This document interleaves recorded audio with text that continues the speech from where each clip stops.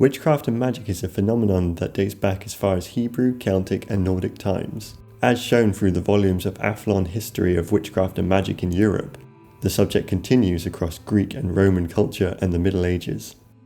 Witches would appear in literature, artwork, and other media across the centuries, and we're going to look into how this image evolved and why. Our path to the evolution of the modern witch begins around the late 1400s, in which two documents were published. Pope Innocent VIII published a public decree against witchcraft and references to it as an act of the devil. At a similar time, a significant and misogynistic document was published. Malleus Maleficarum, or Hammer of Witches, was essentially a witch hunter's manual involving torture and promoting the burning of witches, a punishment for the assumed heretics of the Christian religion.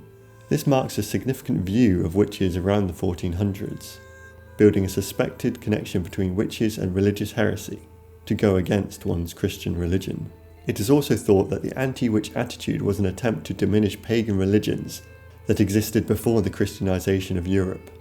Around this time, the image of a witch was mostly nude women riding brooms to a witch's sabbath for anti-Christian debauchery.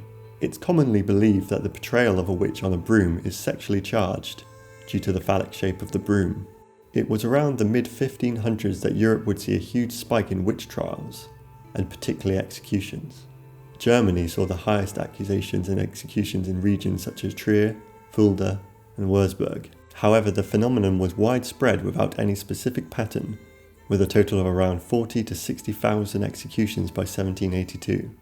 Among these witch trials, there were a vast majority of women targeted as witches. A combination of misogyny and religion run through most of the reasons for women being targeted in the witch trials.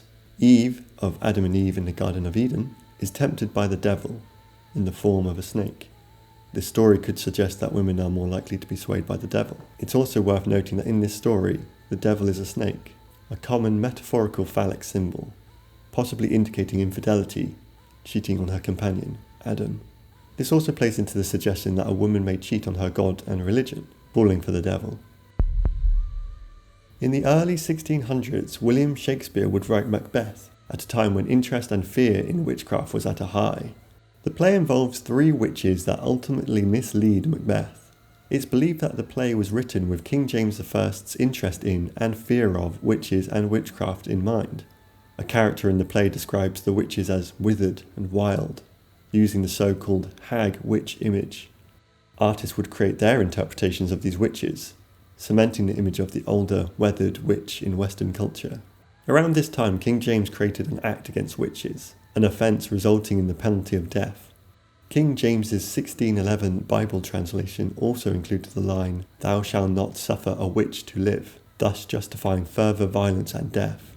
During this anti-witch hysteria, artists would depict witches in a variety of appearances. It's notable that many of the witches are shown wearing appropriate clothing for their region, as opposed to a uniform or different clothing to the public.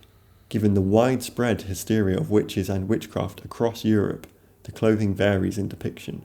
However, two images of a witch would run in parallel. Both the elderly hag depiction and the younger sexualized image are commonly used, many times in the same image. It could be that the older witches are representative of the loss of purity in their younger counterparts.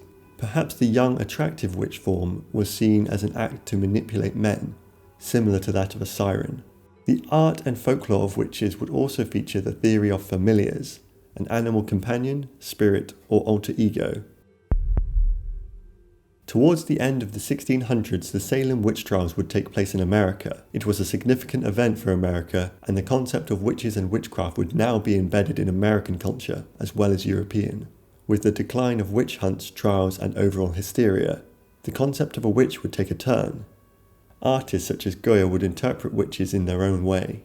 In the 1800s, there seems to have been a resurgence of witches in art. These tend to be more empowering images of women, with new and unique influences. John William Waterhouse painted witches with a unique aesthetic, a more bohemian style of clothing and appearance. These artists would focus on the enchantress image of witches.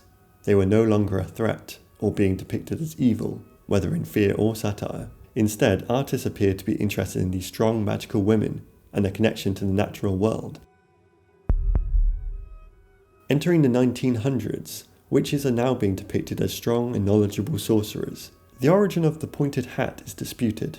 However, the hat starts to show itself in culture, such as the fairy tale character Mother Goose, illustrated by William Denslow.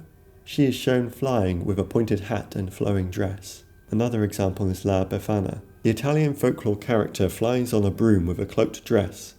The Wonderful Wizard of Oz book, published in 1900, features the Wicked Witch of the West with a large pointed hat, illustrated by Mother Goose artist William Denslow.